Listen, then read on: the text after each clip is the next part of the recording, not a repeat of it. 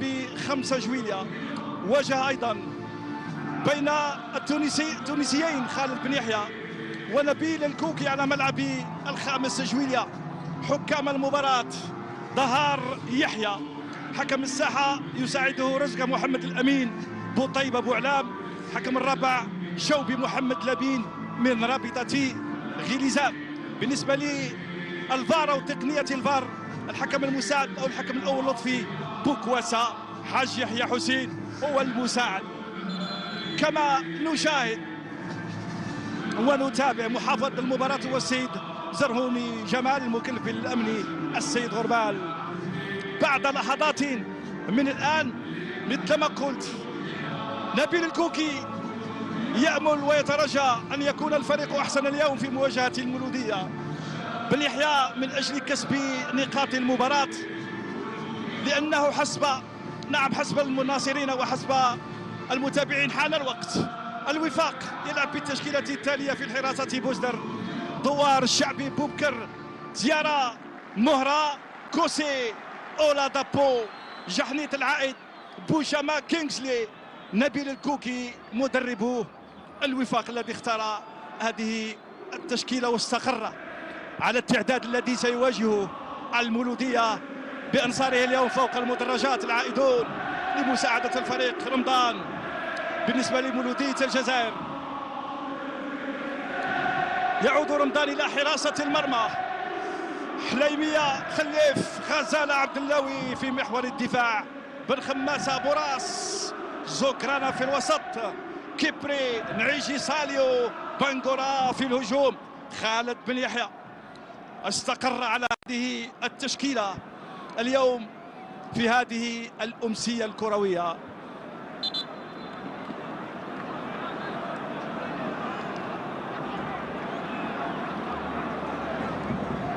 لا مجال ربما للصدفة أو مجال للخطأ بالنسبة للمدرب خالد بن يحيى. على الصورة حكم المباراة السيد يحيى ظهار الذي يدير بالمناسبة المباراة 11 في الرابطة المحترفة. نفس الشيء بالنسبة لمساعده رزقة. 11 مباراة يعني ثلاثي الذي أدار 11 مباراة أو يدير المباراة 11 منذ بداية الموسم. كنا نشاهد في بوستر الذي يعود طبعا كل الثقة من مدربه عمار مدرب حراس المرمى. بالنسبة للوفاق لحراسة مرمى النسر الأسود وضربة البداية بعد لحظات من الآن لمصلحة الوفاق.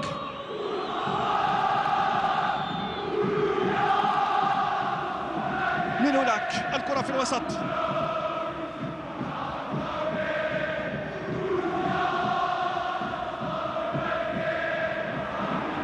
مقطوعة، كيبري يحاول يلعب كرة في العمق، تغطية دفاعية لا وجود لخطأ. يشير الحكم إلى مواصلة اللاعب. ديارا، كينغسلي، ديارا من جديد يلعب كرة في العمق، صعبة. أوه، تدخل من دفاع غزالة في اللحظة الأخيرة يشير إلى وجود خطأ أو وضعية تسلل لمصلحة دفاع المولودية.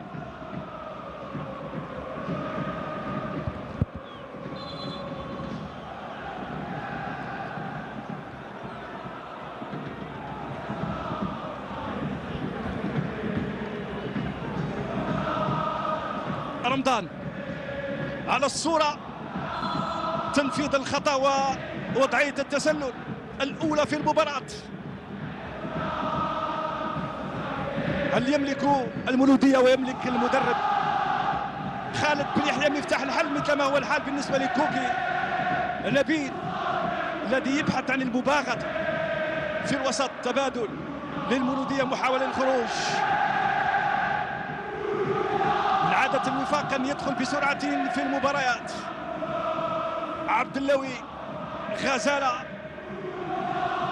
في غياب لاعبين مؤثرين من جانب المولودية، في غياب ثابتي في الوسط وهو صانع اللعب والميزان، وفي غياب أيضا دراوي بداعي الإصابة لكل لاعب. الوفاق يلعب بغياب أو في غياب بن خليفة. قتال ركيك من هناك، الكرة للمولودية، محاولة داخل المرمى ولكن الحارس بوستر بقوة في هذه الكرة المباغتة. تصدي ممتاز، يحول الكرة مباشرة إلى ركنية لمصلحة مولودية الجزائر في أول كرة صعبة، في محاولة للمخادعة. بوستر يتصدى، يحول الكرة بنجاح. الكرة من هناك على الجهة اليمنى للحارس بوستر. تدخل الحكم.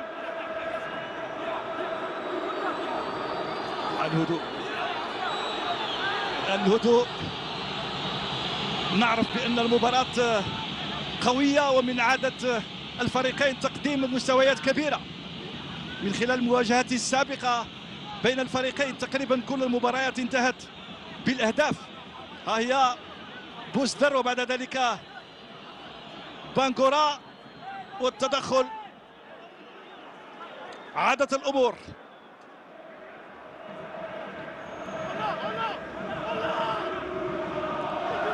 العيجي أمام الكرة لتنفيذ الركنية لمصلحة المولودية الأولى في المباراة. تدخل مرة أخرى الحكم، توجيه إدار شفوي. ملعوبة الكرة داخل منطقة العمليات، قائم الثاني والدفاع يخرج الكرة من جديد إلى ركنية لمصلحة المولودية، هذه المرة على الجهة اليسرى للحارس بوستر. حليمية، الرقابة داخل منطقة العمليات من جديد. حكم المباراة السيد دهار يتدخل.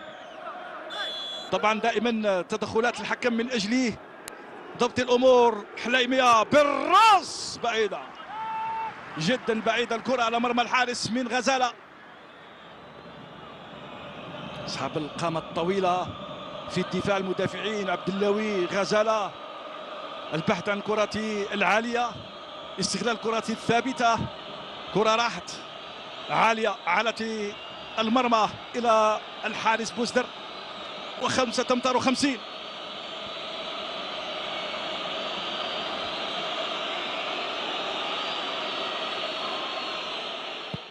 بوستر كرة طويلة بالراس إلى رمي تماس لمصلحة الوفاق.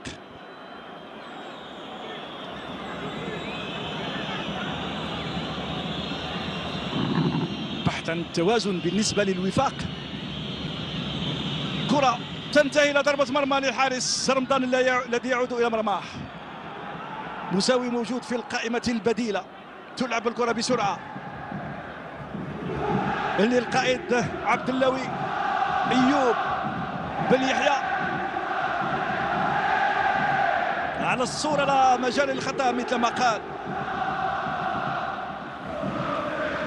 حليمية. عرضية للقائد عبد اللوي، يربح المساحة، يلعبها في العمق، تحضير الكرة، دفاع الوفاق يتدخل، تروح مباشرة لخليف في المتابعة.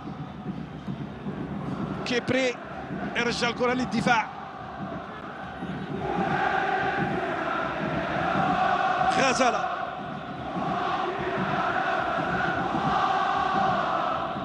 بن خماسة، عبد اللوي، منقول الكرة على الجهة اليسرى. كيبري يحاول الدخول، يلعب مع بن خماسة، البحث عن ساليو في العمق. ساليو يغطي الكرة، ساليو المتابعة من مهرة داخل منطقة العمليات من جديد، يحضر هايلة من هناك الكرة، ولكن تروح مباشرة إلى ضربة مرمى للحارس بوستر.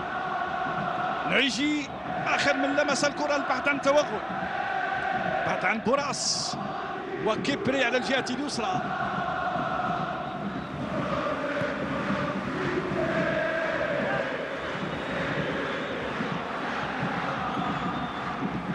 براس، بوشاما في الوسط، أولا دابو يسترجع الكرة. براس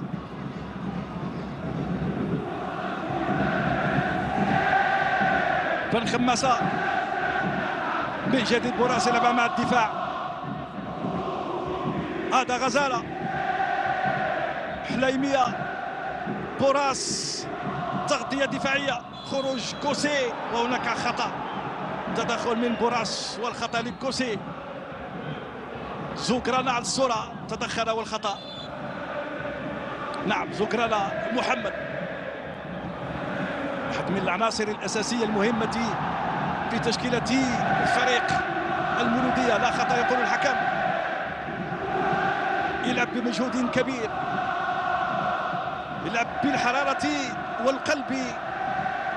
زوكرانا لا يريد المغامرة، الوفاق، متمركز جيدا.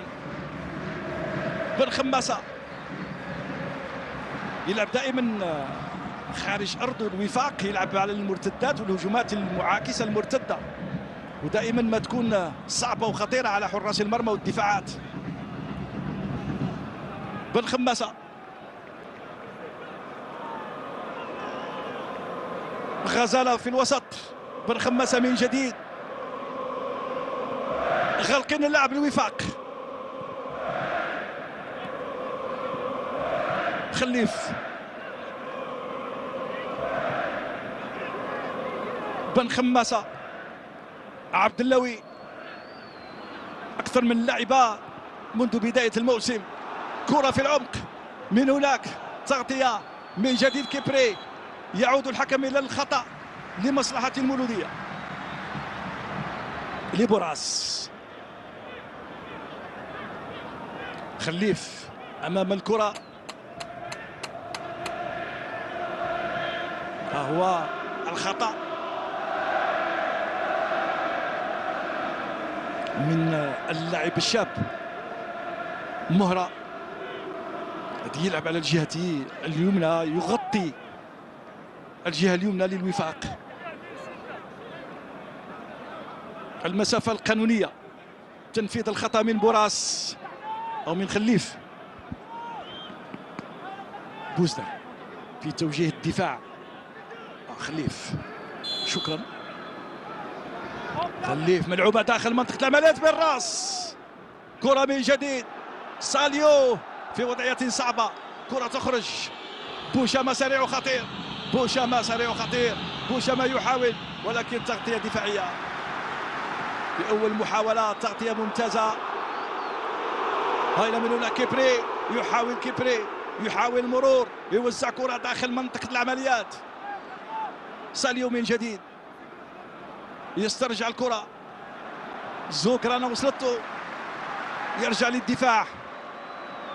بن خماسة في البحث عن مغامرة أخرى. حليمية، الكرة طويلة، الدفاع يتدخل عن طريق جرة للدفاع المولودية.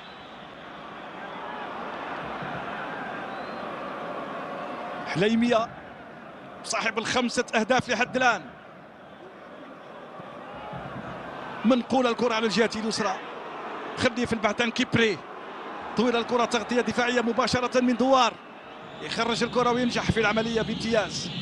تعود لمصلحة الوفاق.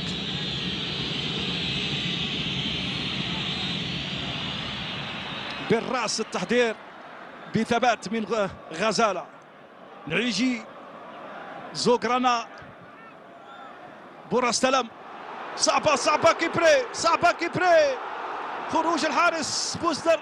الخطورة ما زالت صعبة وخطيرة. صعبة بوراس، يسدد الدفاع، يرجع الكرة ويخرج. بعد ذلك تعود من جديد وهناك خطأ يقول الحكم لمصلحة مولودية الجزائر. ماذا يقول بوراس؟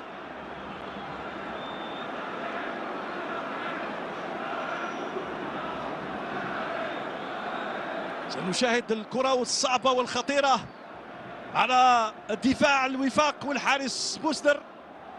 كرة في العمق في الدقيقة 11 انتهت بدون خطورة.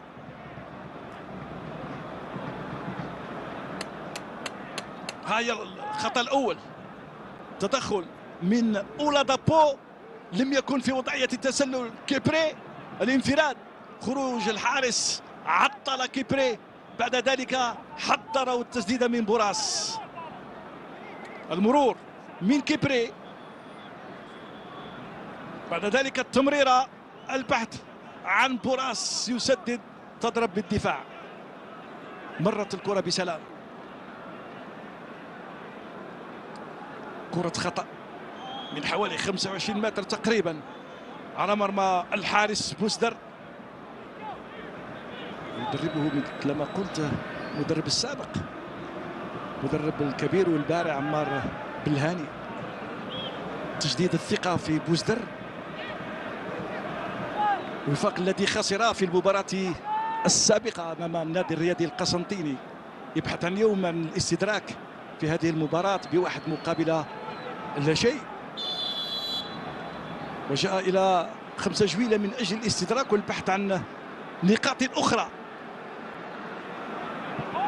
تضرب في الدفاع داخل منطقة العمليات بالراس للحارس، تغطية من الدفاع وللحارس بوسدر. الكرة ضعيفة من بوراس، آخر من لمسه وحاول التسديد بيسرى، خرجوا الكرة، حاول بوراس لم يضرب الكرة بالطريقة اللازمة، أخطأ ضرب الكرة بالقوة اللازمة، يخرج الكرة على الجهة اليمنى، من هناك بوبكر، صعبة وخطيرة، فرصة، محاولة ولكن بعيدة، بوشامة الخطير السريع، كرة بعيدة على مرمى الحارس رمضان وإلى ضربة مرمى.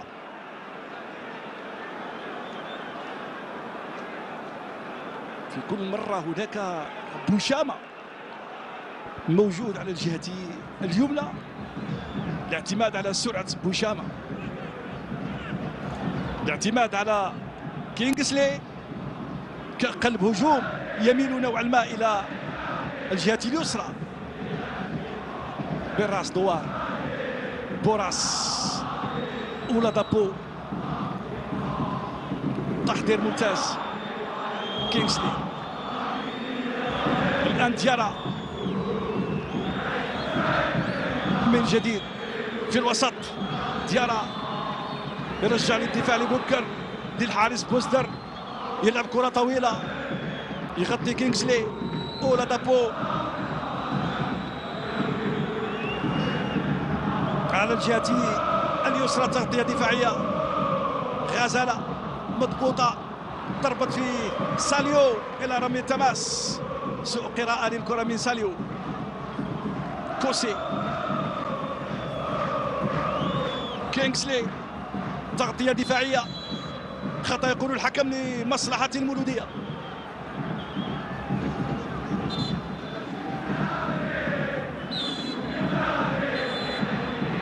هيا الكرة والدفع من كينغسلي، بن خماسة يحرك الكرة بعد الخطأ، تعود له من عبد اللاوي، نعيجي، حليمية، غزل الثبات في الدفاع،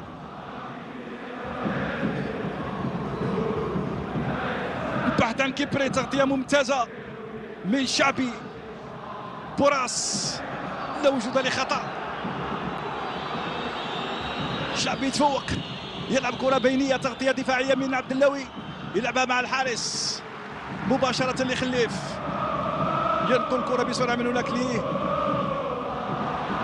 كيبري، ساليو يحاول مرور ساليو، هناك تغطية دفاعية وخطأ يقول الحكم، والبطاقة الصفراء الأولى في المباراة.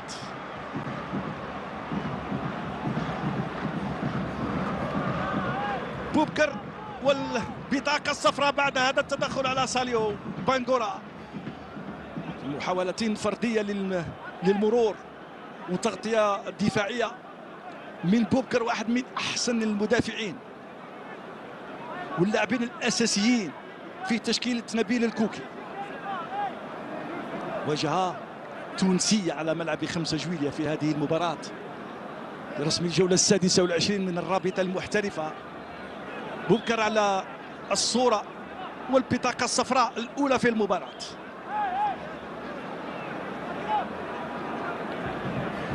الحسم دائما سيكون للتركيز.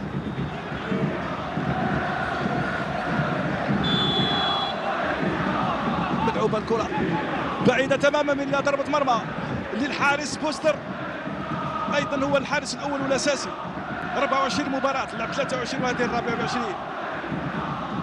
كانت من حليمية، كرة طويلة، حليمية رجع في الوسط، البحث عن كينغسلي وكذلك ديارا في الوسط يقاتل، يسترجع الكرة المولودية لعبد اللاوي، غازلة، الكوكي، توجيهات، يعرف بأن المباراة صعبة.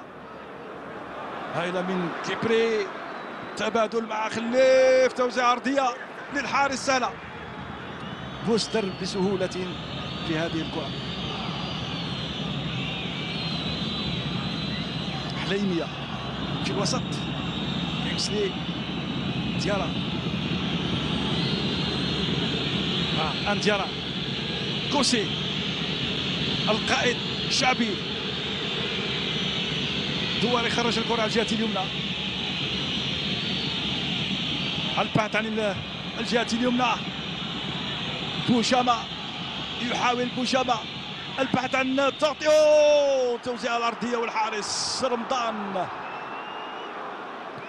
استقبل الكرة واستلمها. ساليو غير الاتجاه مباشرة، البحث عن العيجي في صراع هذه الكرة، ولكن التغطية مباشرة للحارس طبعا الشعبي.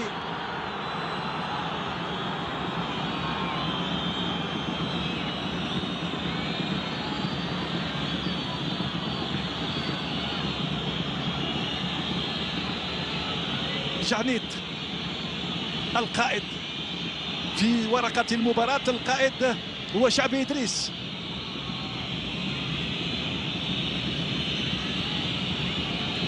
ولادابو، دوار، البحث عن العمق، الكرة طويلة مباشرة إلى رمي التماس. جعنيت الذي يلعب اليوم كأساسي في تشكيلة الوفاق، التشكيلة التي اختارها نبيل الكوكي، استقر على هذه التشكيلة وهذا التعداد لمواجهة مولودية الجزائر اليوم. خالد بن يحيى يدرك بأن المباراة صعبة، ولكن يدرك أيضا بأن المسؤولية ملقاة على الطاقم الفني عليه أولا من أجل إيجاد الحلول، ومفتاح الحل أين هو؟ الوقت كفيل بالإجابة، أم أن نبيل الكوكي يحضر لمفاجأة ربما أخرى أو لشيء آخر في المباراة؟ الخروج مع جحنيت بهذه الكرة، هناك خطأ صعب،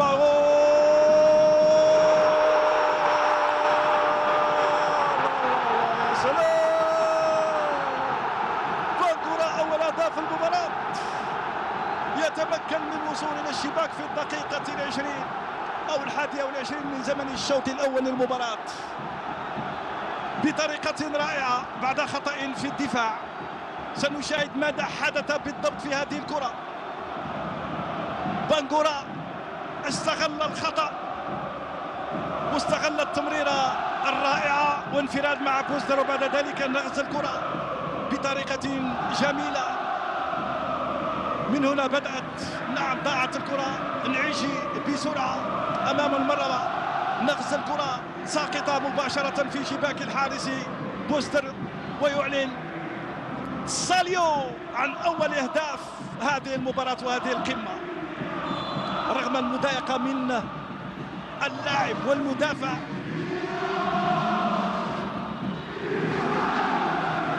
دوار، ولكن ساليو كان بارع، خطأ، استغل الخطأ هجوم المولودية.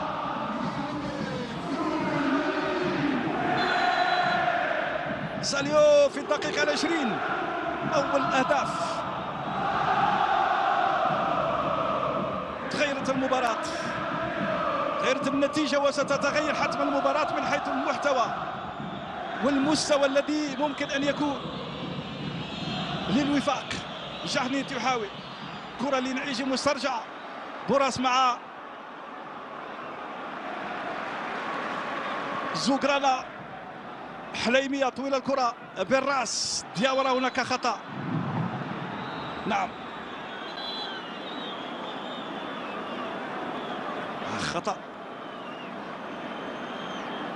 كان واضح من زوغرانا على كوسي في وسط الميدان لمصلحته. جانيت القائد في تنفيذ هذه الكرة، كرة الخطأ. يلعب أساسي اليوم وقائد، واحد من أبناء الوفاق. كرة داخل منطقة العمليات بالراس، تحضير صعبة، الدفاع يخرج. كيبري من جديد يستلم هذه الكرة على الجهة اليسرى.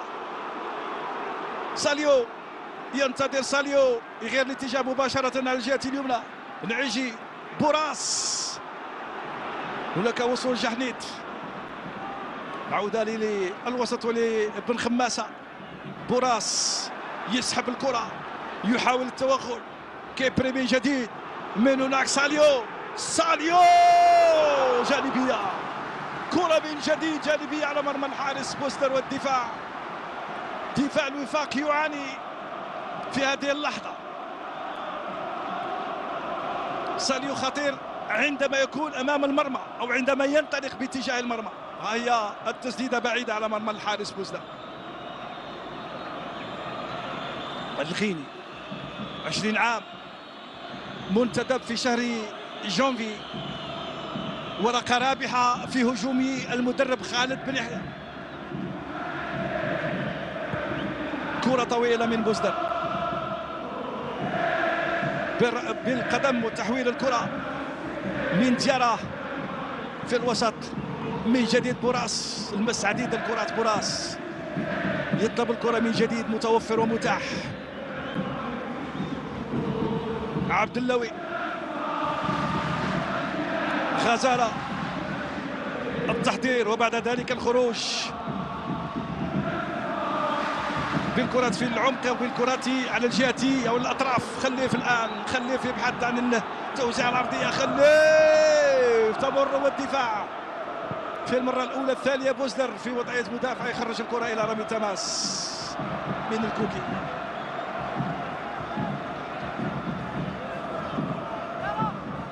خليف يبحث مسح للمتابعة، لعب الكرة للمدافعين، لعب الكرة مباشرة لديار المتابعة. لو كانت خارجة تكون أحسن. إيه طبعا كوكي بلقطة فنية. خليف من جديد على الجهة اليسرى، يلعب أكثر على الجهة اليسرى المولودية.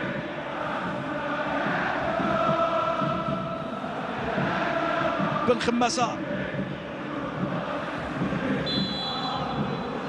خطأ من كينغسلي. هل ضرب بن خماسة، هل ضرب القدم أو كان هناك احتكاك بالقدم مع بن خماسة في هذه الكرة؟ يعود الحكم دهار خالد بن يحيى اللي لحد الآن كاسب الرهان، لحد الآن الوقت ما زال.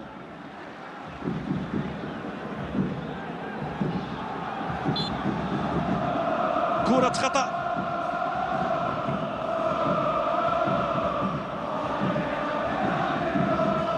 ربما الخطة اللازمة للحد من إيقاع النسر الأسود، الإيقاع الذي يكون خاصة بالهجمات المرتدة المعاكسة من جانب الوفاق. هذه الكرة من جديد، تدخل من دوار أو تدخل من بوبكر، خرج الكرة إلى رمي تماس. طلب الكرة زوغرانا، يعود لعبد اللوي من جديد. أيوب، غزالة، زوغرانا الضغط عليه، البحث عن حليمية في العمق. دوار يخرج بالراس، تعود لمصلحة المولودية من هناك. صعبة وخطيرة، صعبة هاي الكرة، ولكن مرت بعيدة. دائما الكرات الداخلة فيها صعوبات. عكس توجه الدفاع. الكرة من براس البحث عن حليمية كان بعيد. الخروج من جانب الوفاق. كينغسلي مع بوشامة. شحنيت. بوشامة من جديد يستلم هذه الكرة في عملية هجومية لمصلحة الوفاق. يلعب كرة في العمق ولكن الحارس رمضان بسرعة. نعيجي. ساليو يحاول. ساليو صعبة. ساليو كيبري السلام. البحث عن ساليو من جديد. الدفاع عن طريق بوبكر المدافع القوي. يوقف الهجمة في الوسط. يحاول كيبري. خطأ يقول الحكم. تدخل من كيبري.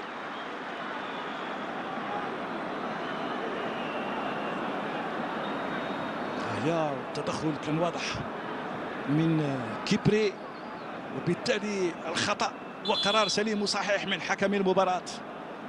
يطلب تقديم العلاج والإسعاف للاعب الوفاق اللي هو القائد. لا ليس جهنيت.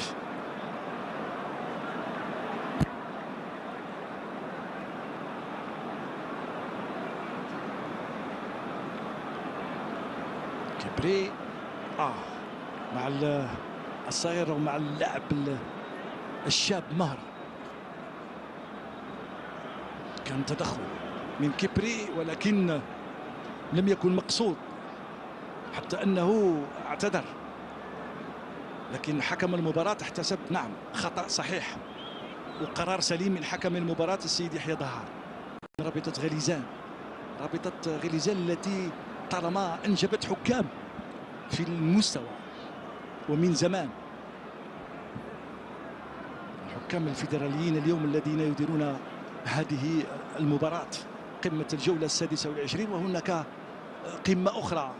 والهدف الذي سجله بانغورا بهذه الكرة والطريقة في سقف المرمى رغم خروج الحارس بوستر لم يكن يعني كان بعيد نوعا ما. استغل الفرصة كما ينبغي في سقف المرمى. سقطت الكرة تعلن عن افتتاح باب التسجيل لمصلحة المولودية في الدقيقة 20. يحركوا المدرجات. الفرحة الكبيرة من أنصار المولودية من بانغورا. ساليو بالراس. كينغسلي كانت من ديارة في الأولى والثانية. كينغسلي غير الاتجاه من هناك على الجهة اليمنى داخل منطقة العمليات. الدفاع يخرجها عبد اللاوي. تعود الكرة.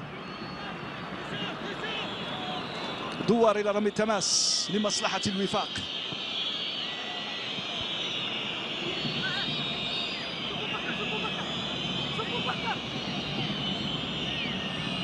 يطلب المساندة، يطلب التقدم بالراس من عبد اللاوي. يخرجها غزالة بمبدأ الأمان فوق الجميع من جديد. استلم بانغورا. يلعب كرة مباشرة لنعيجي. يرجع للدفاع. يطالبون ربما تعليمات المدرب يطالبون بالهدوء. يلعب كرة لخليف داخل منطقة العمليات. تغطية دفاعية. يخرج الكرة بمبدأ الأمان. بوبكر دائما في الوضعية المناسبة. يخرج الكرة إلى رمي تماس.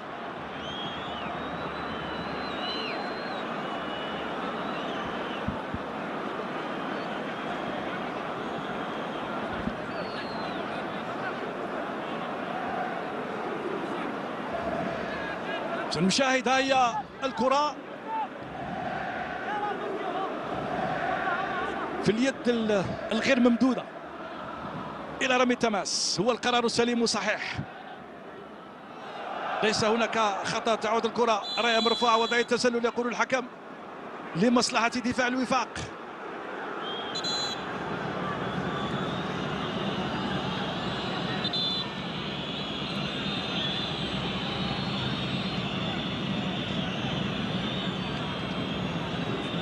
راية مرفوعة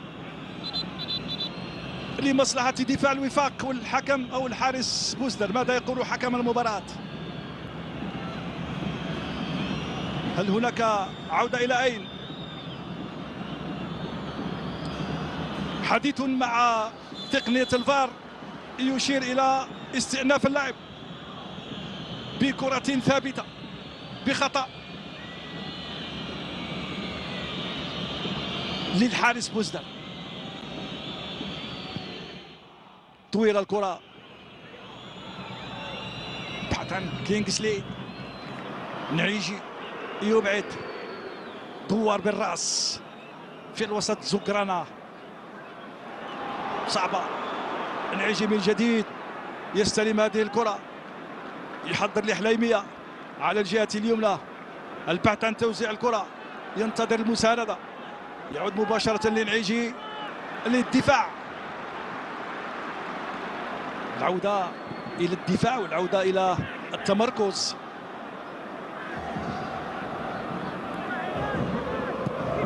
التمركز الجيد.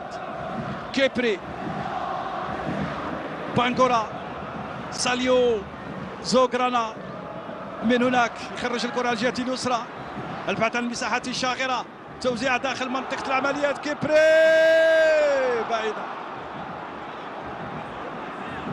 في وضعية صعبة، كيبري يخرج الكرة أو يسدد بعيدة فوق المرمى، ربما الوضعية الجسدية لم تسمح لكيبري بضرب الكرة بالطريقة الصحيحة واللازمة. هناك أخطاء في الدفاع، ضرب الكرة على مرتين، وجد الكرة مهيئة، كيبري في وضعية صعبة، الكرة إلى ضربة مرمى. أو خليف، توزيع العرضية داخل منطقة العمليات، المتابعة، هل هناك شيء ما؟ خال يحيى دهار في حديث مع الفار.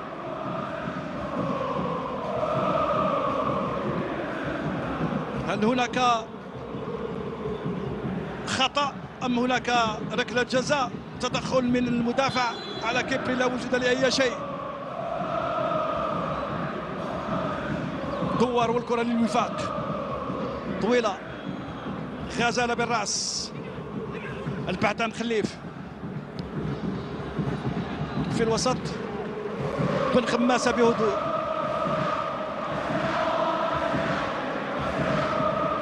الآن خليف يعود لعبد اللوي، يركز أكثر المولودية على الجهة اليسرى منها. كيبري صعبة وخطيرة، صعبة وخطيرة، كيبري يحاول البحث عن براسة، توزيع الأرضية داخل منطقة العمليات والدفاع يخرج. ربما كيبري تباطأ، بحث عن الحل الصعب أو عن الكرة والتوزيع، تدخل الدفاع في الوقت اللازم وخرج الكرة إلى ركنية لمصلحة المولودية.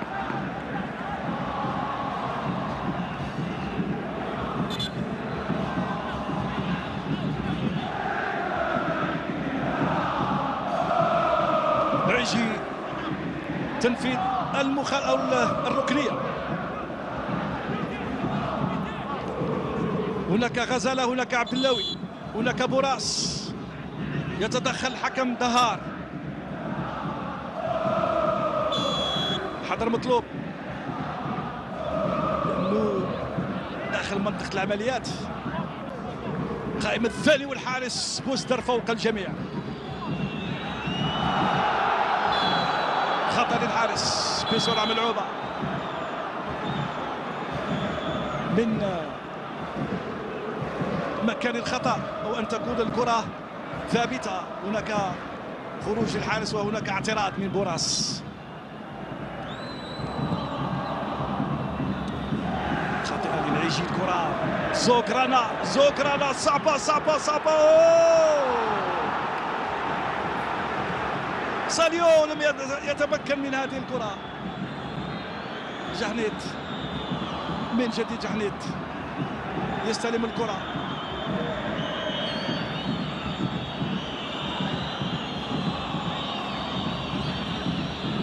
من هناك مباشرة توصل للحارس بوزدر. 37 دقيقة، النتيجة 1 مقابل لا شيء للمولودية بالرأس. ثانية من دهار في الوسط، الثالثة هناك دفع وخطأ يقول الحكم لمصلحة الوفاق. غزالة وعبد اللوي، الاحتجاج او الاعتراض على قرار الحكم، كان هناك خطأ.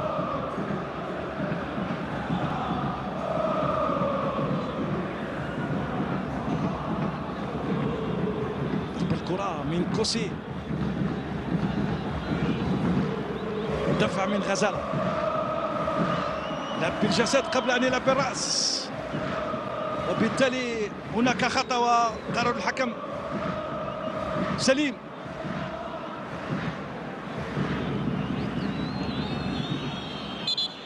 مواجهة 98 بين الكرة الضائعة، الفرصة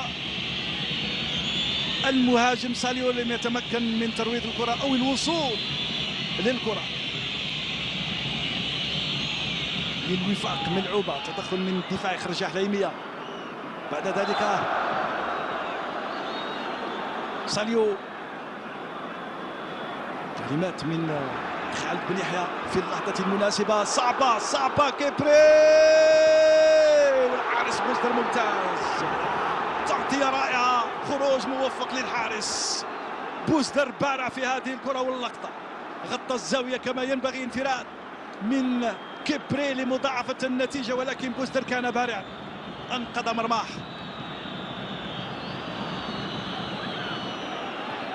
حتى وإن كان قد أخطأ في المباراة السابقة، نقول بكل صراحة وصدق، فإن بوزدر أبان عن إمكانيات كبيرة حتى في تلك المباراة أمام الشباب الرياضي القسنطيني. أنقذ الوفاق من هدفين أو 3 أهداف كاملة في تلك المباراة. اليوم هو يفعل نفس الشيء، تدخلات موفقة، حضور وردة فعل من بوزدر. طارق واحد من أفضل الحراس، هو الحارس الأساسي للوفاق، لعب اليوم المباراة 25. هناك خطأ لمصلحة بوشامة والوفاق، تتحرك الكرة، ولكن الحكم يقول بعد الصافرة أو من مكان الخطأ. أمام الكرة بوبكر. حسب المعلومات قيل لي بأنه خرج بالدموع في تلك الخسارة أمام النادي الرياضي القسنطيني، ولكن أبان عن الإمكانيات حتى في تلك المباراة.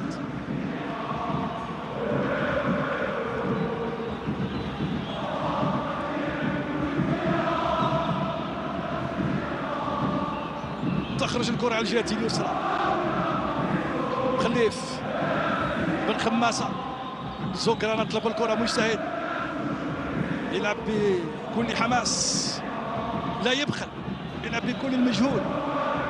رمضان، كرة من حليمية، زوكران في المكان المناسب، من جديد حليمية يحضر كرة، ومن عيشي يحضر كرة ضائعة مسترجعة من طرف الوفاق داخل منطقة العمليات. كينغسلي يبحث عن التوزيع الأرضية، تدخل من الدفاع. حليمية في اللحظة المناسبة، عيشي يطلب الكرة، يفضل يلعبها طويلة، يتفوق بوبكر في المرة الأولى والثانية في الأرض الكرة. حليمية وتدخل قوي، والخطأ تنتهي بخطأ لمصلحة المولودية. كينغسلي سلامات، كوسي أولى دابو، كينغسلي وديارة، وحضور قوي. هذا كينغسلي راح للقدم ربما، نعم راح للقدم كما نشاهد. لقطة والتصوير بالعرض البطيء يوضح كل شيء. شكرا للزملاء.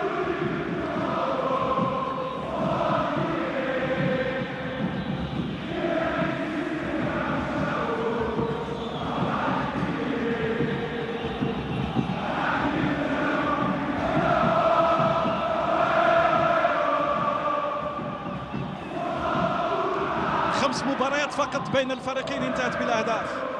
دائما الاهداف حاضره. ها هو كيبري الذي ضيع، تعثر، وبعد ذلك بيمنح، ربما القدم الضعيفه وليست القدم القويه.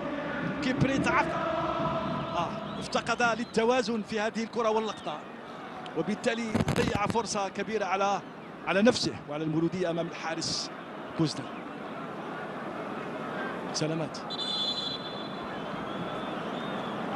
سلامات ربما سيحمل إلى خارج أرضية الميدان حتى يتلقى العلاج والإسعاف. وكينغسلي يدعو، سنشاهد طبعا يسار المولودية فوق المدرجات من كل الأعمار لمساعدة الفريق في هذه المباراة وفي هذه القمة.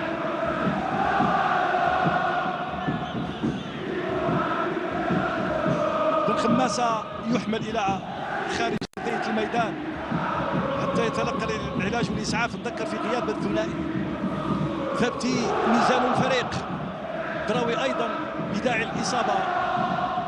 لا يريد المدرب خالد بن يحيى أن يغامر بالثنائي، خاصة وأن مباريات أخرى تنتظر الفريق. هناك الديربي المنتظر بين الفريقين، بين المولودية واتحاد الجزائر. يعني 3 مباريات في 9 أيام تقريبا. هذا يحتاج إلى جاهزية اللاعبين أكثر من الناحية البدنية وخاصة النفسية. الكوكي نبيل على الصورة يمني النفس على أن يعود وأن يقود الفريق اليوم مع زميله التونسي الآخر خالد بن يحيى. الكرة طويلة مباشرة للدفاع وللحارس.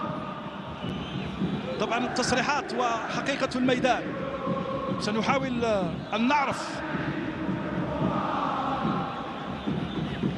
هل وضع الخطة اللازمة من أجل يعني التقليل من إيقاع الضغط وضغط فريق المولودية. الكرة في الوسط لمصلحة الوفاق. كينغسلي يوصل بالكرة أو ديارا يلعب كرة داخل منطقة العمليات، تعود من جديد لكوسي.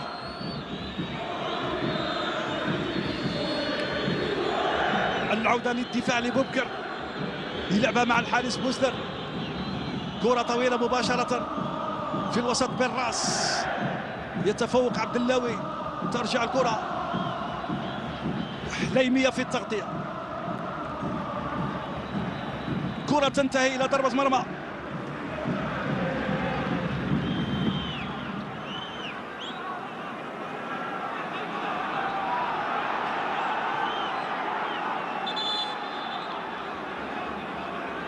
كرة خرجت إلى ضربة مرمى للحارس رمضان.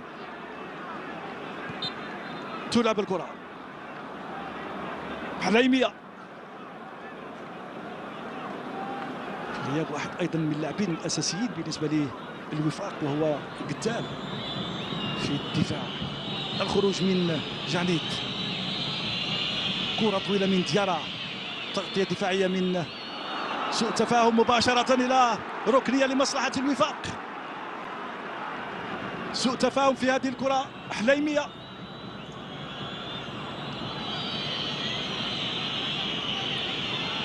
قبل ثواني قليلة عن نهاية المرحلة الأولى والوقت الرسمي و3 دقائق هو الوقت البدل الضائع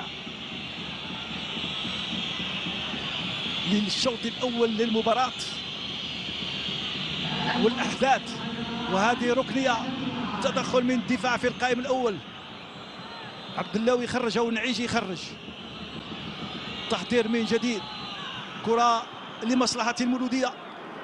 جهنيت ولكن كرة قصيرة إلى رمي التماس بسرعة. الكرة مهرة يلعبها مع بوزدر من جديد.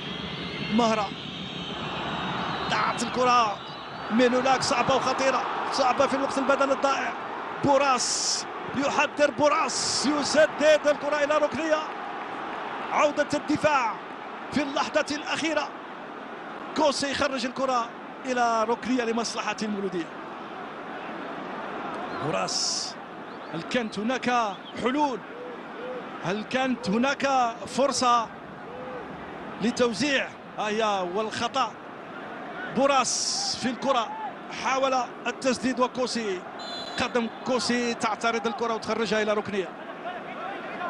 كبري يجي بالراس، دفاع تفوق بودار أو دوار من جديد لمصلحة المولودية. خرجها غزالة مع حليمية. غزالة البحث عن العمق، دوار بالراس. كينغسلي محاولة المرور وغزالة والخطأ. الحل الوحيد هو منع كينغسلي من الخروج والمرور،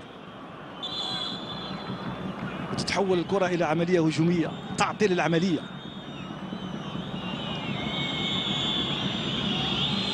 ديارا خرجت الكرة إلى رمي التماس لمصلحة المولودية. بن يحيى في الاتجاه يتجه إلى كسب الرهان. نعم خرجت إلى كسب الرهان في الشوط الأول بواحد مقابل لا شيء لحد الآن.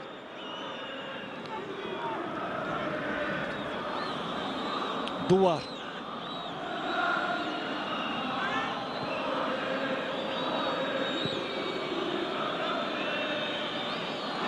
شعبي كرة إلى خطأ يقول الحكم في الكرة الأولى، الخطأ زوغرانا.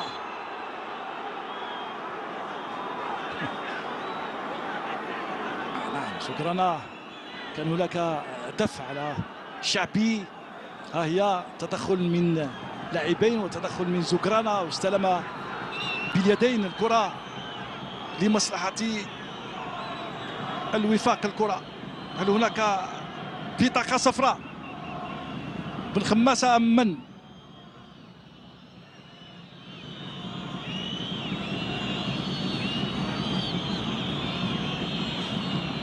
كرة للوفاق قد تكون الأخيرة في الشوط الأول للمباراة.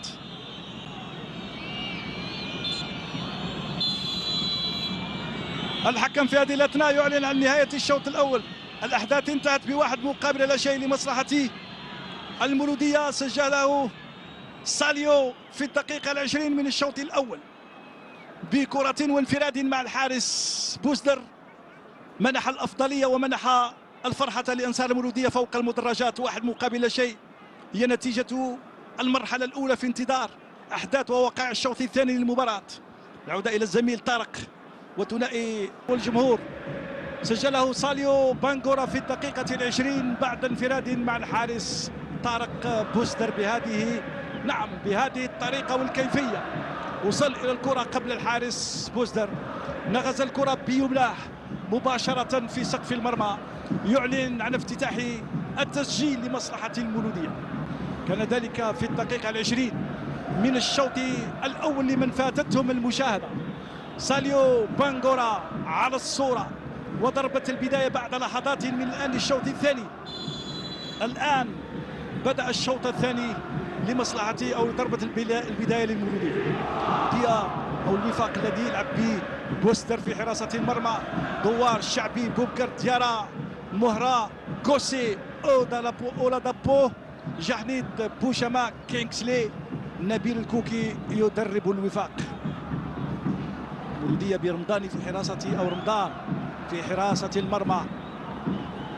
حليمية خليف غزالة عبد اللوي بن خماسة بوراس زوكرانا كيبري نعيجي ساليو الهداف خالد بن يحيى استقر على التشكيلة المذكورة. وهناك رمي تماس خرجت الكرة لمصلحة مولودية الجزائر. حكام المباراة السيد يحيى ظهار، رزقة محمد الأمين، بوطيبة بوعلام، الرابع السيد شوبي محمد لمين، حكام فيدراليين من رابطة غليزان. كرة من هناك للمولودية مقطوعة في الوسط عن طريق بوشامة. تدير أحداث الشوط الثاني أحسن ربما وأفضل وردة فعل ربما من الوفاق الذي يبحث عن العودة والاستدراك واسترجاع التوازن المفقود خاصة في المباراة السابقة أمام النادي الرياضي القسنطيني. كرة راحت، سوء قراءة ربما للكرة، زائد أنها ضربت في الأرض، كان عليه ربما أن يستلم والكرة قبل أن تضرب في الأرض إلى رمي التماس. سوء تقدير وقراءة للكرة، خرجت إلى رمي التماس. جحنيد على الصورة قائد الفريق الذي يعود لقيادة الوفاق. خليف، العودة للقائد أيوب. الآن غزالة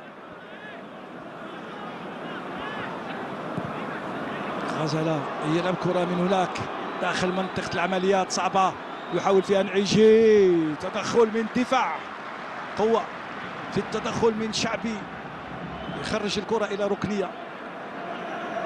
يجي وراء هذه الكرة ومحاولة المرور والضغط، وصول شعبي، خرج الكرة إلى ركنية لمصلحة المولودية.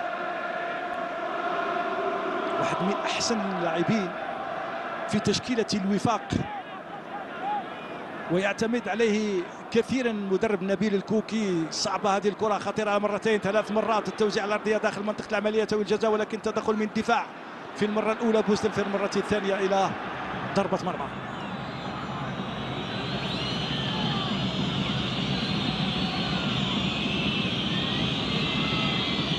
بعض الغيابات موجودة في تشكيلة الفريقين. نذكر بالنسبة للمولودية هناك ثابتي دراوي بداعي الإصابة، هناك بن خليفة قتال، وهناك نوري وركيك من جانب الوفاق. بالراس كرة العالية للوفاق، كينغسلي جانيت، كورسي في الوسط، يحاول ينقل الكرة من هناك على الجهة اليسرى. ديارا من جديد، بوشامة صعبة، بوشامة داخل منطقة العمليات، بوشامة يا سلام! بوشامة يعدل النتيجة لمصلحة الوفاق في الدقيقة 49 بعد هذه الكرة الأولى، وصعبة داخل منطقة العمليات. ارتباك من دفاع فريق المولودية، يتلقى التهاني والتشجيع من المدرب واللاعبين. بوشامة توغل في الوسط وتمكن من تسديد كرة أرضية زاحفة مباشرة في مرمى الحارس رمضان. سنشاهد كيف حدث ذلك. ها هي بوشامة القصير المكير بأرضية صعبة، مرت على الدفاع وعلى الحارس أمام 3 لاعبين، سدد فتح الزاوية الصغيرة وتمكن من التسديد الأرضية، فتح الزاوية كما ينبغي وسدد أرضية في مرمى الحارس رمضان، يعدل النتيجة لمصلحة الوفاق. هدف زائد بطاقة صفراء للاعب بوشامة بعد نزعه للقميص. فرحة بوشامة مع العناصر البديلة والمدرب الكوكي والتعليمات، ربما التعليمات بين الشوطين في غرف تبديل الملابس جاءت بالمطلوب الآن. ردة فعل المولودية كيف ستكون؟ عبد اللوي لكيبري، خليف، كوسي يحاول إلى رمي تماس لمصلحة الوفاق.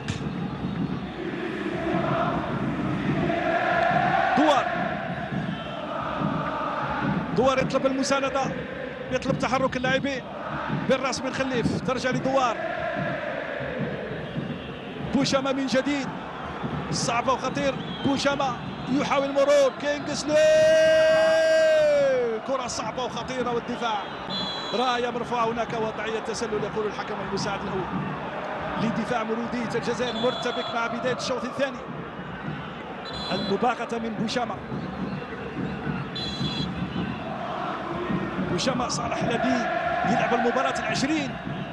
ها هي المراوغ في وضعية تسلل من كينغسلي، سجل الهدف الثالث له.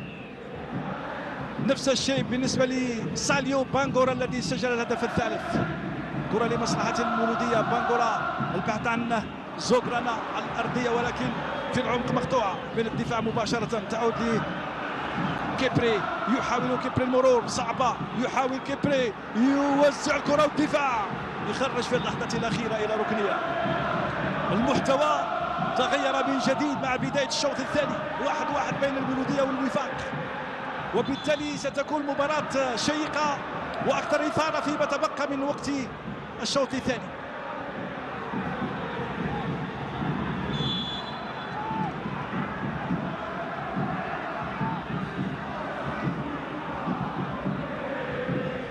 ملعوبة الكرة داخل منطقة العمليات. غزالة يحاول يستفيد من ركنية، حاول توزيع الكرة، ضربت بديارة وخرجت مباشرة إلى ركنية للمولودية. حليمية في التنفيذ داخل منطقة العمليات، بالراس يتفوق بوبكر. بوشامة الآن يوصل بالكرة بهدوء، تخرج من جديد في الوسط. البحث عن العمق، تغطية دفاعية. جهنيت كان بعيد نوعا ما. زوغرانا، حلايمي الآن الخروج. زوغرانا ممتازة، صعبة العيجي، صعبة الكرة. العيجي يحاول يبحث عن المتابعة. يا سلام، بعيدة من بوراس. بوراس بقوة كبيرة أو بعنجهية من بوراس، سدد بقوة كبيرة، مرت فوق العارضة. خروج ممتاز. العيجي، الكرة الخارجة، بوراس في المتابعة لكن كانت بعيدة إلى ضربة مرمى. لم يتأنى، لعب الكرة مباشرة. بوراس لم ينتظر، لم يراقب الكرة، حاول أن يلعب الكرة مثل ما جاءت مهيئة في الحقيقة بيسراه. علت العارضة وضاعت فرصة كبيرة على المولودية.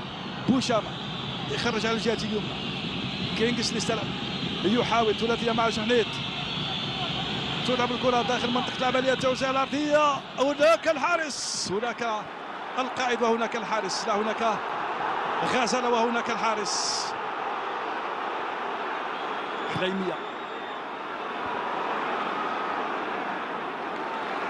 نعجي، كرة إلى رمي التماس لمصلحة المولودية، تحاول أن تضغط. شعبي، محاولة داخل منطقة العمليات، توزيع الأرضية بين أحضان الحارس بوزدر.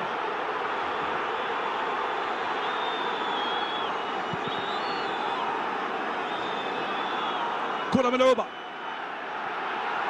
لمصلحة الحارس.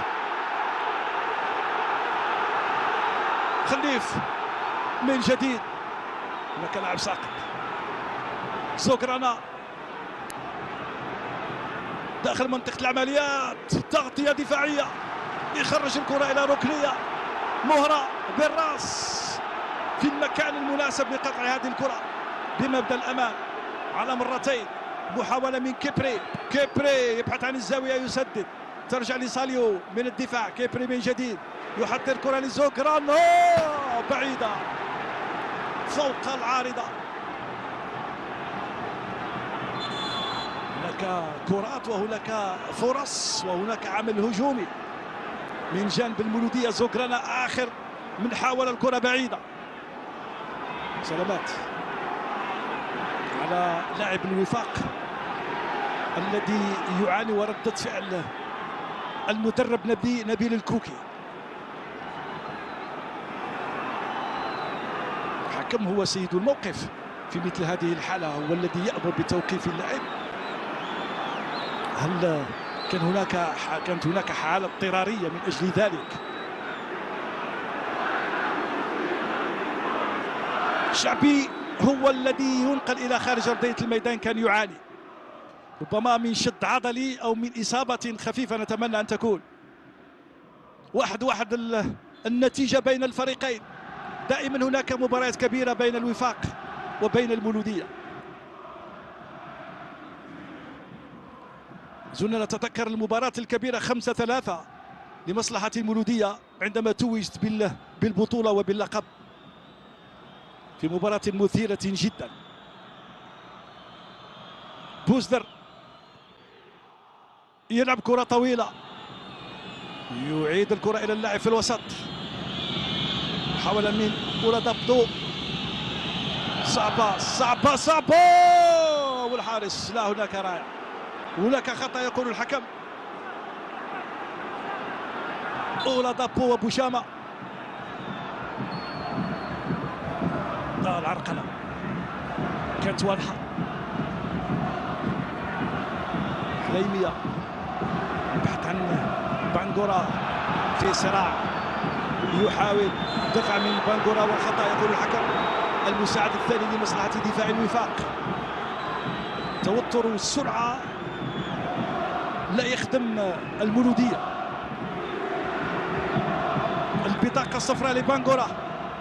ساليو، البطاقة الصفراء الثانية أو الثالثة.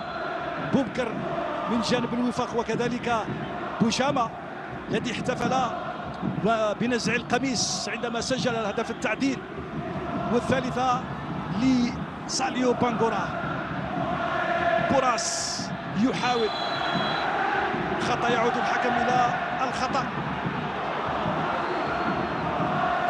كوسي هو صاحب أو اللاعب الذي ارتكب الخطأ. خليف البحث عن كيبري، موجود كيبري ولكن تحت الضغط والرقابة.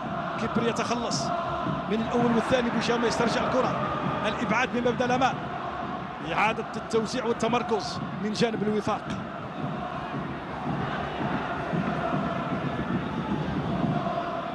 غزالة، عبد اللوي، خليف،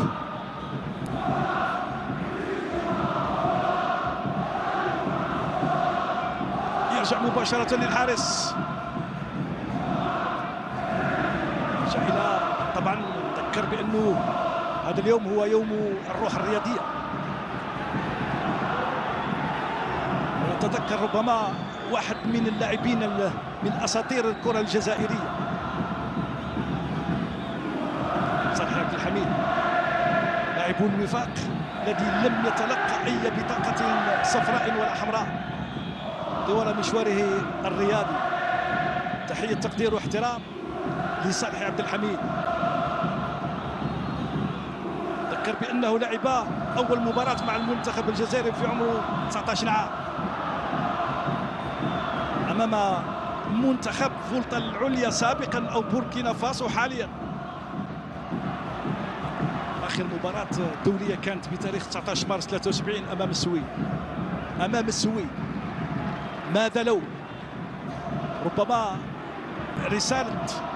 رسالة، ماذا لو يكرم صالحي بمناسبة مباراة المنتخب الجزائري إن شاء الله والسويد. كان ذلك في 73 أمام السويد. صاحب الروح الرياضية العالية والأخلاق الكبيرة لم يتلقى أي بطاقة صفراء طوال مشواره الرياضي الكروي الذي امتد من 66 إلى 77. كرة للمولودية، تغطية من دوار، خرج مباشرة الكرة إلى رمي التماس. تم تكريمه عام 2007 من طرف اللجنة الدولية اعترافا بروحه الرياضية. هذا ابن الوفاق.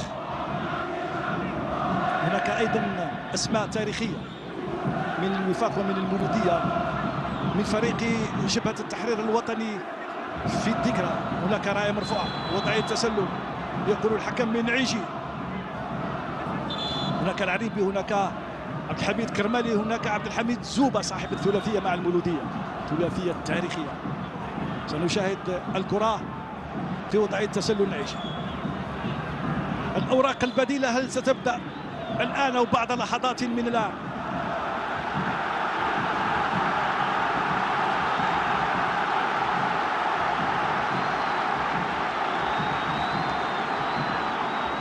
ساريو، النتيجة متعادلة. كرة من بوزدر،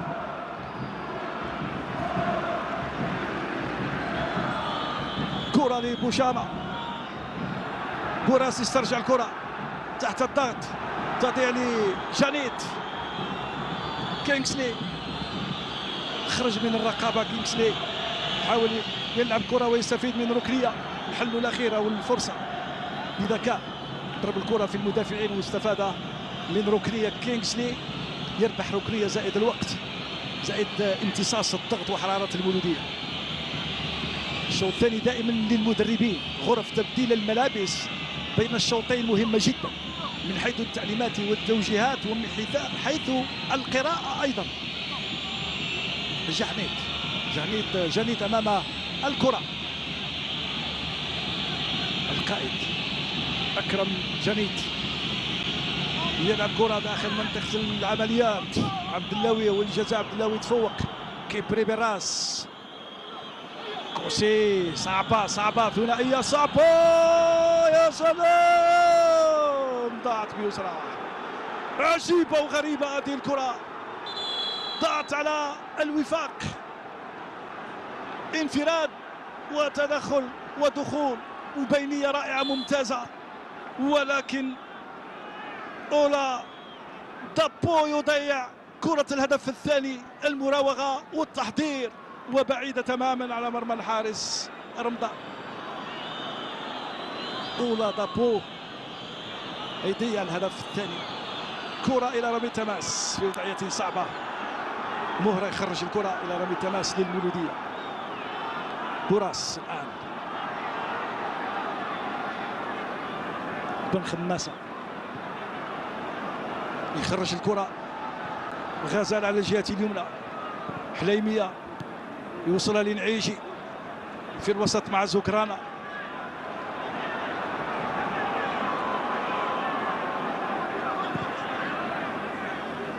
ساليو،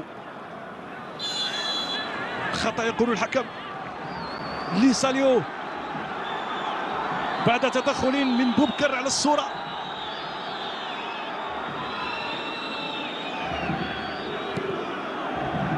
أحمد الدين بوبكر الذي سجل 3 أهداف. كيبري، هايلة كيبري، بعد عن المتابعة، الدفاع يخرج بصعوبة. كينغسلي، جانيت، أولادابو، بن خماسة، كرة لجانيت، الضغط عليه، يرجع من هناك ولكن خطأ يقول الحكم في انتظار التبديل الأول.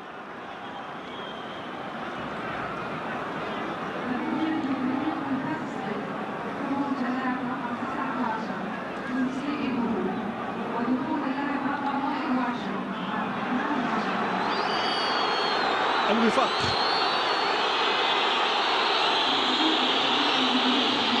بوشريت البديل الأول في تشكيلة المدرب خالد بن يحيى في مكان عيجي.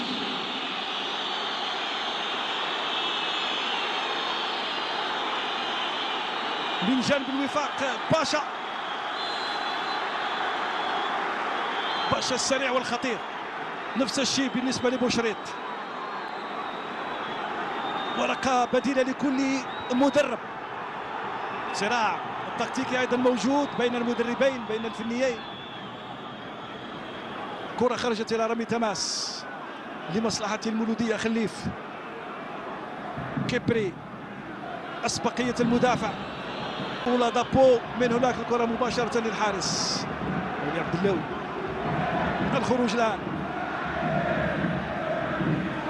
على الجهة اليمنى، تغيير، كرة خاطئة. بوشامة، أولادابو، جانيت، بوشامة، جانيت يحاول يمتاز المساندة، توزيع الأرضية من هناك، الكرة بعيدة. ثلاثية الخروج بهذه الكرة والبحث عن القائم الثاني لمرمى الحارس رمضان.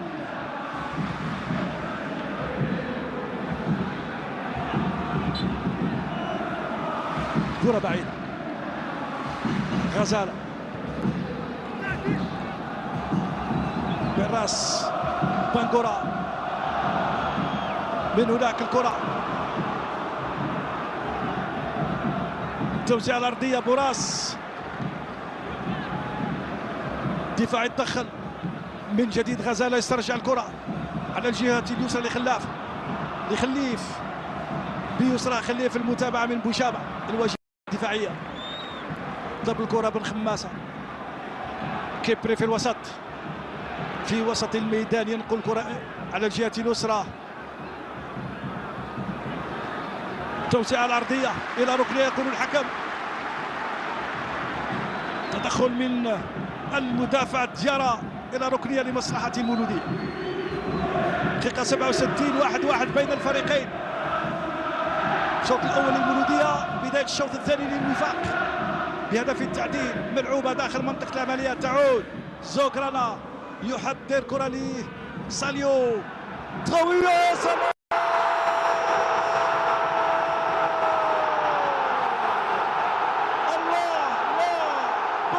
بقوة كبيرة، الكرة في مرمى الحارس مسلم، الدقة والقوة، واخترقت الدفاعات والمسافات واستقرت في مرمى الحارس مستر طارق. تعلن نعم بن خماسة الذي سجل بقوة، تعلن عن فرحة العناصر وانصار المولوديه فوق المدرجات. يضيف الهدف الثاني بالخماسه بكرة قوية من حدود 25 متر تقريبا. سنشاهد كيف كان من بانغورا حتى مباشرة يفجر فرحة انصار المولودية. سنشاهد بالعرض البطيء بالخماسة بقوة كبيرة، لا تصد هذه الكرة من هنا من 25، قوة كبيرة يا سلام بالخماسة مثل ما جاءت. يضرب شباك الحارس بوزدر بقذيفة قوية من زاوية أخرى. هل لمست أحد المدافعين وتحولت؟ هل لمست بوبكر؟ هل لمس بوبكر الكرة وتحولت إلى الشباك؟ هل لمس؟ أقول لم يضرب، ربما وتضرب الكرة بالمدافع، ولكن هل لمسها؟ الهدف الثاني اللي بالخماسة في الدقيقة 67 أو 68 من زمن المباراة.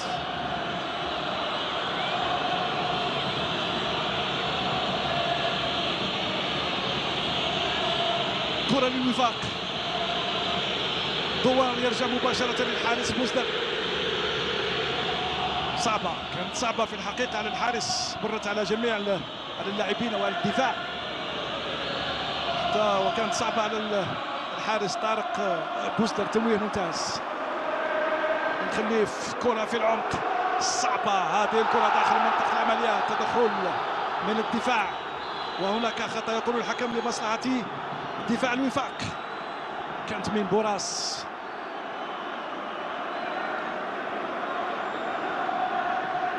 تدخل من شعبي وبوراس في هذا الدفع وفي هذا الخطأ في تقدير حكم المباراة السيد يحيى دهار.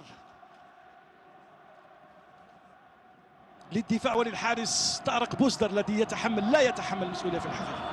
كانت قوية وتكون قد لمست أحد المدافعين أو حولها بلمسة خفيفة، تغير اتجاه الكرة ومسار الكرة مباشرة إلى الشباك. أذكر بأن الحارس بوزدر موجود في القائمة الموسعة للناخب الوطني بيتكوفيتش. نعم، وأيضا في 19 مباراة لم يتلقى بوزدر أي هدف في جميع المنافسات. صراع يتفوق بانغورا، بوراس يوسع كرة داخل منطقة العمليات، كيبري بالراس، يا سلام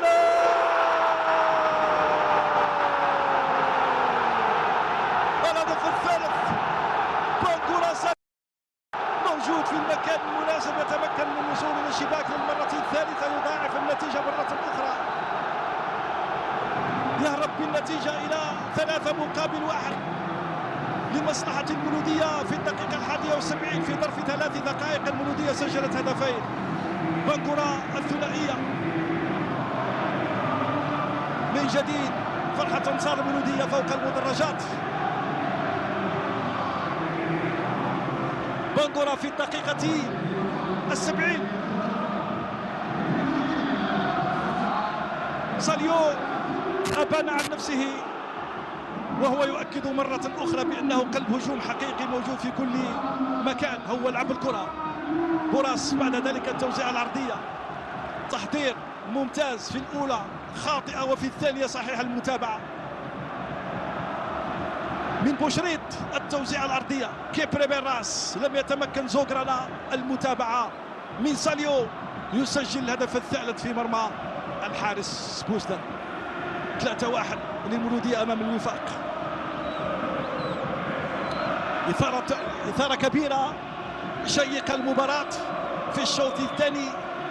ساليو يسجل بالمناسبة الهدف الرابع له، يفجر فرحة أنصار المولودية فوق المدرجات. طبعا لأنه هذه المباراة هي مهمة.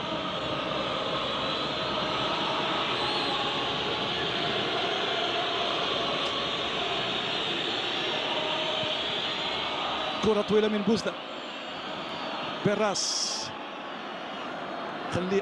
خليف بوراس، يا سلام، بوشريت من هناك يحاول كرة مرت بوشريت سريع المراوغة توزيعة ولكن حارس بوستر في المكان المناسب. استغل المولودية الأوقات القوية واستغل أوقات الضغط على الوفاق.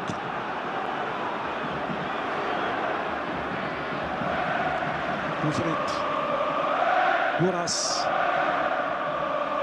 من جديد بوراس خلاف يرجع للدفاع يفكي الحصار. حليمية مباشرة للحارس رمضان. 4 أهداف مسجلة في المباراة لحد الآن.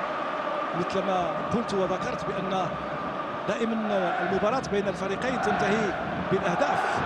بوراس كرة بعيدة مباشرة لدوار في المتابعة في التغطية والمتابعة.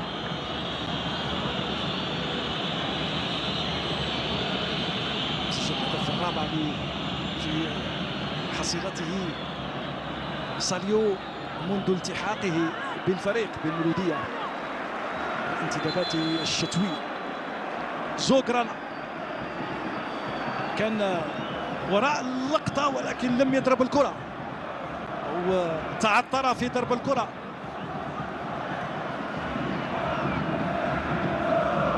فرحاني خروج ممكن بوكر ما عليه وكذلك اللاعب مهرة اللاعب الشاب من رديف الوفاق. من هناك على الجهة اليمنى حليمية يحاول الدخول يرجع لبوشريت قدم كرة حاسمة كرة الهدف الثالث. زوغرانا صناعة اللعب وصناعة الكرات الحاسمة مهمة جدا.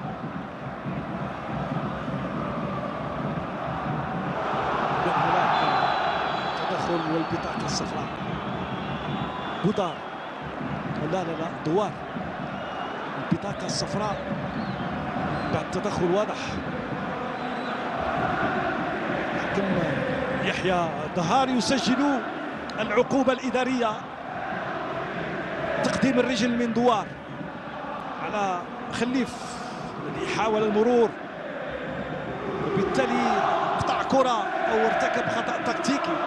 دوار كان مضطر لذلك لعرقلة أو تعطيل العملية الهجومية المراوغة وبالتالي ربما الدخول في منطقة العمليات وتتحول الكرة إلى صعبة وخطيرة وإلى فرصة كبيرة. حليمية يا سلام ولكن الحارس بوستر في المكان المناسب. بوشامة المرور إلى رمي التماس لبوشامة المسجل الهدف الوحيد نبيل الكوكي في اعتراض على الحكم يشير إلى استئناف اللعب برمي التماس.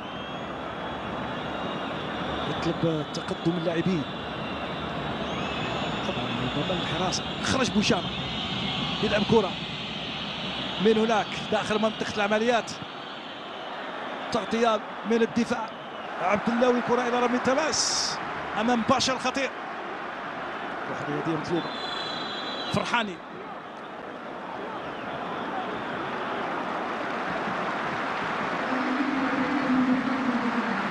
من أمام بوشامة الصغير الخطير كبري الآن بن حوة. واحد من اللاعبين طبعا المواهب اللاعب الشاب الموهوب من اللاعبين الصاعدين.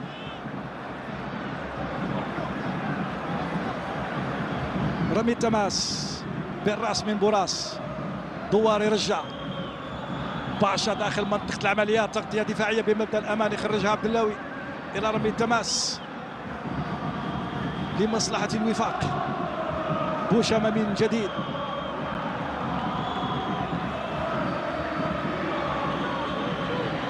بن حوا والبديل. بوشامة داخل منطقة العمليات بالراس يتفوق عبد اللوي من جديد. زوغرانا خلاف ساليو سريع ساليو خطير، سريع ساليو خطير، ساليو يا سلام، الرابع من بوراس يعمق النتيجة. المولودية في هذه اللحظة في الدقيقة 78 بوراس طبعا لا يريد الاحتفال بوراس احتراما لفريقه، احتراما للوفاق. الهدف الرابع لمولودية الجزائر في الدقيقة 78. عملية هجومية في غياب دفاع الوفاق الذي تعطل وارتكب الخطأ، وبعد ذلك استغل الكرة ساليو بانغورا، انفرد مباشرة بالدفاع وبالحارس في غياب دفاع الوفاق تماما. هو بانغورا ساليو، الانفراد راح في الاتجاه القريب وقدم كرة حاسمة وهدية لبوراس بيسراه امام المرمى، يسجل الهدف الرابع لمصلحة المولودية بلمسة واحدة. كريم ساليو في هذه الكرة، المتابعة من بوراس، الهدف الرابع لمصلحة المولودية في شباك الوفاق. فرحة الأنصار فوق المدرجات بالنتيجة العريضة لحد الآن المسجلة. راحت النتيجة في الشوط الثاني 4-1.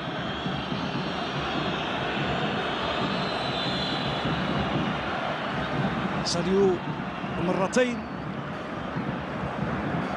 بالخماسة وبانغورا، وساليو مرتين، وقدم كرة هدف، كرة حاسمة لبوراس، خطأ في دقيقة 78 من زمن المباراة. بوراس وهناك الخطأ من بن حوا اللاعب البديل. سلامات على المدافع دوار، واحد من أحسن المدافعين في تشكيلة الوفاق.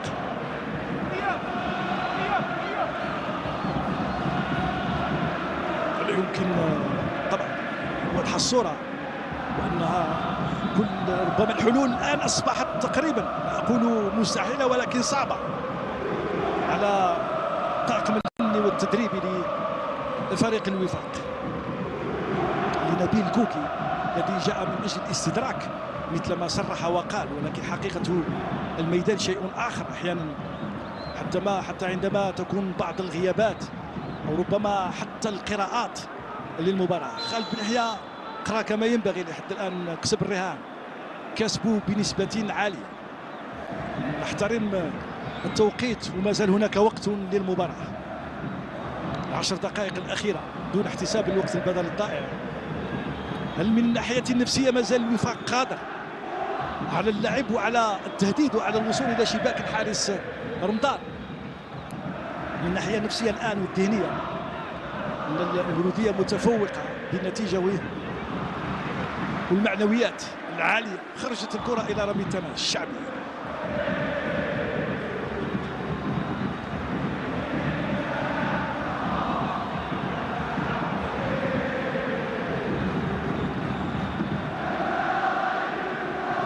بن حوا الكرة ضايعة، تحضير من بوشامة، كرة للمدافع خرجها غزالة، ينتظر حليمية، يرجع مباشرة في الوسط.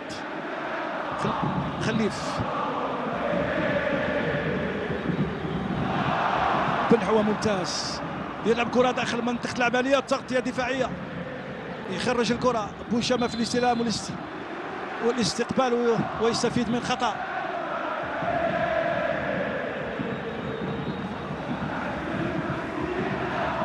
ذكري تاريخ، نذكر بأن أول مباراة بين الفريقين في سنة 64-65، مولودية 1 الوفاق 1. مولودية سجل وصيف وعدل كوسيم لمصلحة الوفاق. طبعا هذه بعض التاريخ من هذه المباريات الكبيرة بين الوفاق والمولودية، سواء في سطيف في 8 ماي 45 أو وعلى ملعب 5 جويلية. دائما هناك مباريات كبيرة بين الفريقين ندية، هناك دائما تشويق وإثارة. كرة خطأ في الوسط لمصلحة الوفاق.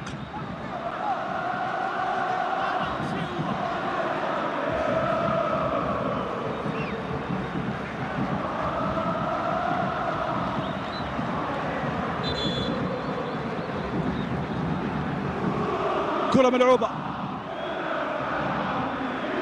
جديد زوغرانا يتمكن من هذه الكرة، ينتظر المساندة. بانكورا ينتظر، وصل بوراس يسدد من هناك، راي مرفوع وضع التسلل لدفاع الوفاق والحارس بوزدر. في عملية أخرى، نعم قرار سليم. هناك ورقة بديلة أخرى في تشكيلة الوفاق. بوكرما محمد هو البديل في مكان جريد القائد الذي يسلم إشارة القيادة لسعدي شعبي أو للشعبي إدريس.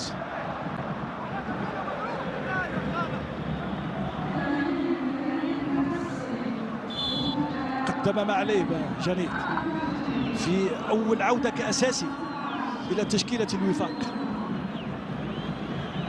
كرة للحارس بوزدر طويلة بالراس، باشا الكرة خرجت إلى رمي التماس.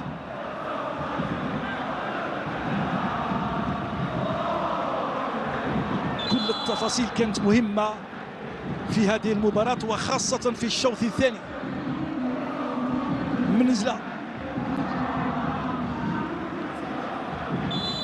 منزلة طبعا عبد اللاوي ربما ام غزاله، لا بعد خروج الكره في المره القادمه. خرجت الكره الى رمي تماس للوفاق. ديارا ولا دابو، كره خطا.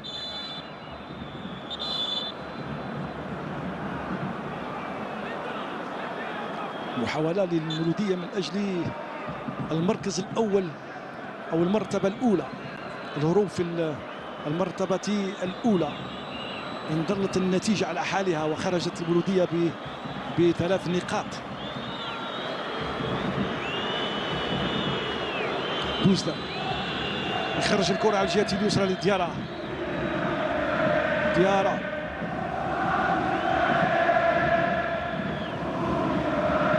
أولا دابو من جديد، الكرة لدوار بالراس. بوشامة، تغطية دفاعية من خليف بالراس، تعود من جديد، تغطية دفاعية. بوشامة مقطوع الكرة، زوغرانا،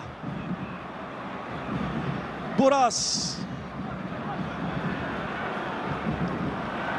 بن حوا يرجع ينتظر المساندة، محاولة دخول لاستغلال هذه الكرة، تغطية ممتازة من الدفاع. كرة من جديد في اللعب، هناك خطأ يقول الحكم للدفاع الوفاق.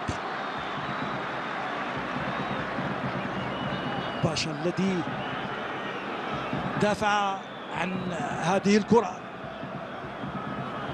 واستفاد من خطأ. الآن يأتي التبديل، منزلة في مكان غزالة.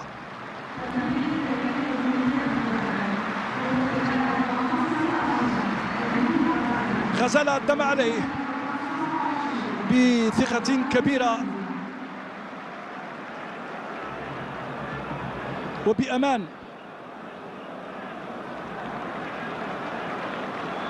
ربما يحتاجه في المباراة القادمة، يحتاجه خالد بن يحيى في الدربي أمام الاتحاد.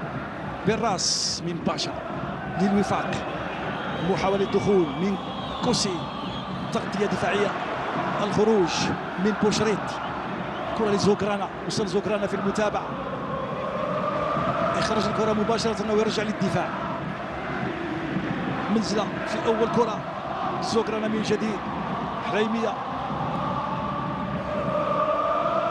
خطأ، كرة خطأ للمولودية، كرة طويلة للحارس بوسدر، هبط إيقاع اللعب. طبعا راحت النتيجة إلى 4-1، وخاصة بين الهدف الثاني والثالث.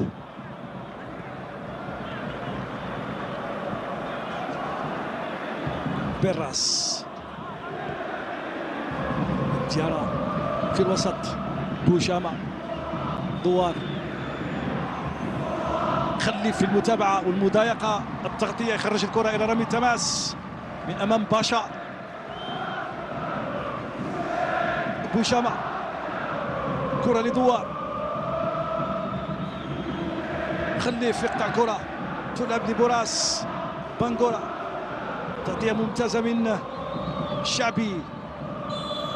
أولا دابو يرتكب الخطأ.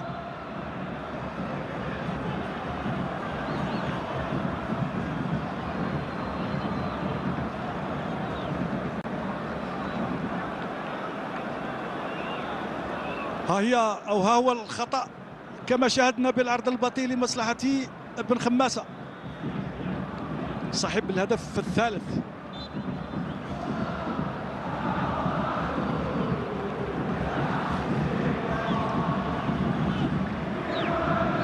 بوراس صاحب الهدف الرابع في الدقيقة 78. من هناك منزلة يغير الاتجاه، البحث عن بن حوة مباشرة للحارس بوسدر.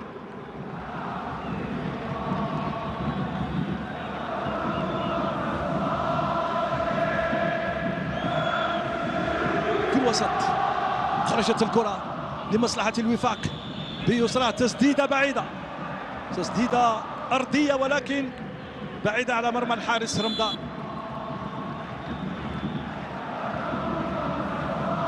باليسرى محاولة مخادعة الحارس رمضان. دقيقتان هو الوقت البدل الضائع للشوط الثاني الذي كان مثيرا، وسجلت فيه ثلاثة أهداف.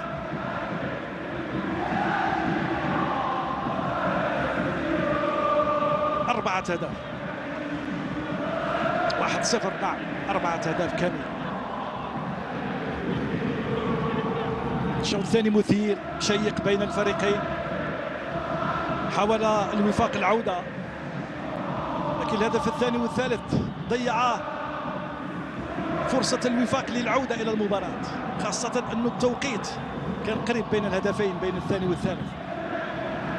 لما سجلت المولودية هدفين من خماسة، وبعد ذلك بانغورا دقيقة 68 ودقيقة 70 بعد دقيقتين وبعد الثواني، ثم جاء الرابع من بوراس. تحولت المباراة إلى صعبة على الوفاق.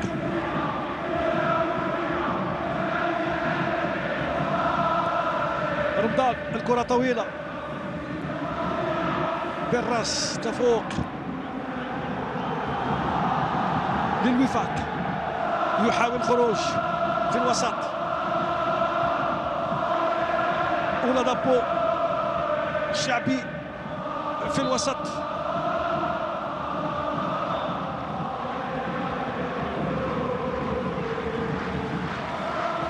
كرة خطأ. بوشامة، الآن بوشامة يحاول الدخول من بوشامة، تغطية، هناك خطأ والدفع لمصلحة الوفاق. منزلة من جديد والخطأ من بن خماسة.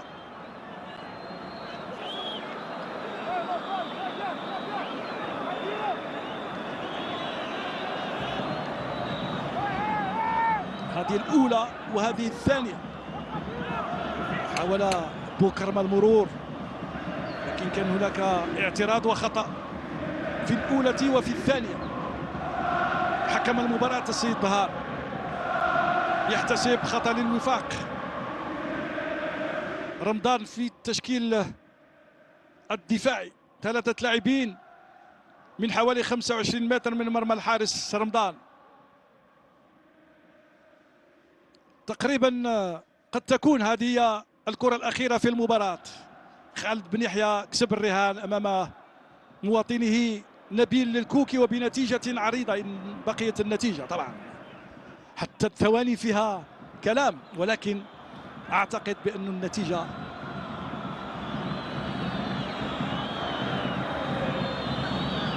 هي لمصلحة خالد بن يحيى على حساب مواطنه نبيل كوكي. الكرة بعيدة إلى ضربة مرمى للحارس رمضان. كان يبحث المولودية على النقاط 3 اليوم أمام الوفاق من أجل التصدر والمركز الأول. كان الوفاق يبحث عن الاستدراك لكن لم يتمكن من ذلك. نبيل الكوكي على الصورة.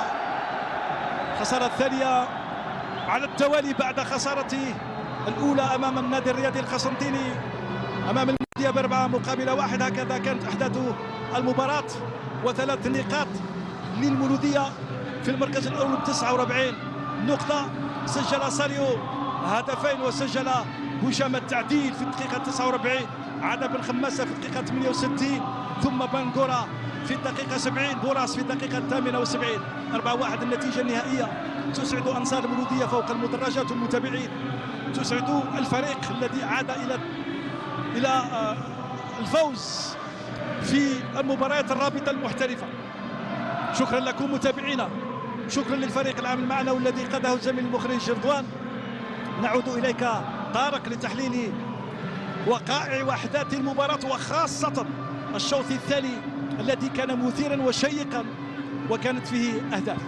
شكرا لكم، نلتقي بألف خير إن شاء الله في فرصة لاحقة. شكرا على المتابعة والاهتمام. إليك طارق، ولكن بعد الفاصل الإشهاري.